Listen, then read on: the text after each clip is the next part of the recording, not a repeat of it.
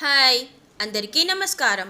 ఒకరోజు ఈవినింగ్ పిల్లలకి శాండ్విచెస్ ఇలా హెల్దీగా కనిపిస్తున్న మోస్ట్ అన్హెల్దీ శాండ్విచ్. ఎందుకలా అంటున్నానో చూస్తూ ఉండండి, మీకే తెలుస్తుంది. ఒక క్యారెట్, 2 టమాటోస్, 2 ఆనియన్స్ ఇలా. వీటిలోకి స్పైసెస్ సాల్ట్, పెప్పర్, కారపొడి, మైనీస్లు, చీజ్లు.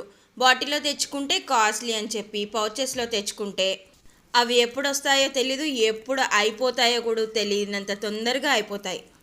మా ఇంట్లో డైటింగ్ అని చెప్పే వాళ్ళంతా కూడా హెల్దీ చేసినప్పుడు చాలా లిమిటెడ్గా తింటారు. ఇలాంటివన్నీ పడ్డాయంటే నో డైటింగ్, సడన్గా హంగ్రీ ఫీల్ అవుతూ ఉంటారు. ఇందులో వేసిన మైనీస్లన్నీ ఎగ్లెస్ మైనీసెస్, ఒకటి ప్లెయిన్, ఒకటి మింట్ మైనీస్.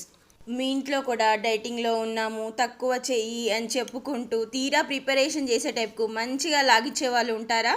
అసలు ఇలాంటివి ఇంట్లోకి తేకపోతేనే బెటర్ ఏమో, తెచ్చిన తర్వాత తిన్నారని వాపోయే బదులుకి.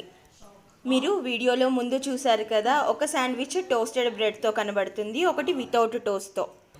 ఇందులో పాప తన కోసం చీజ్ స్లైస్ పెట్టి మైక్రోవేవ్ అవెన్లో హీట్ చేసుకుంది. చీజ్ స్లైస్ మెల్ట్ అవ్వాలి కదా, అందుకోసం.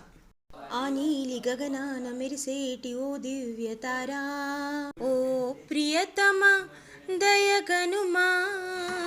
మా అమ్మాయి కూడా ప్రిపరేషన్ అంతా తననే చేసుకోమంటే టైం పడుతుందని చెప్పి, అమ్మా నువ్వు చేసి ఇవ్వా.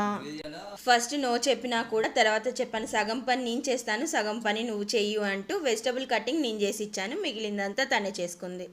బాబు ఇలా ప్యాన్ పైన టోస్ట్ చేసుకున్నాడు, మధ్యలో స్ప్రెడ్ అంతా సేమ్ చీజ్ స్లైస్ కూడా పెట్టుకున్నాడు.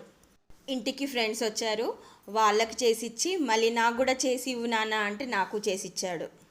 ఇదంతా మంచి మూడ్లో ఉన్నప్పుడే జరుగుతుంది. ఎప్పుడైనా వాళ్ళకి ఆడుకోవాలన్న మూడ్లో నేను పట్టి ఆపి నా కోసం ఏమన్నా హెల్ప్ అడిగాను అనుకోండి, అమ్మ అయిపోయిందా వెళ్ళొచ్చా అని క్విక్గా బయటపడడానికి ప్రయత్నిస్తూ ఉంటారు. ఇదిగోండి శాండ్విచ్, మీకు నచ్చిన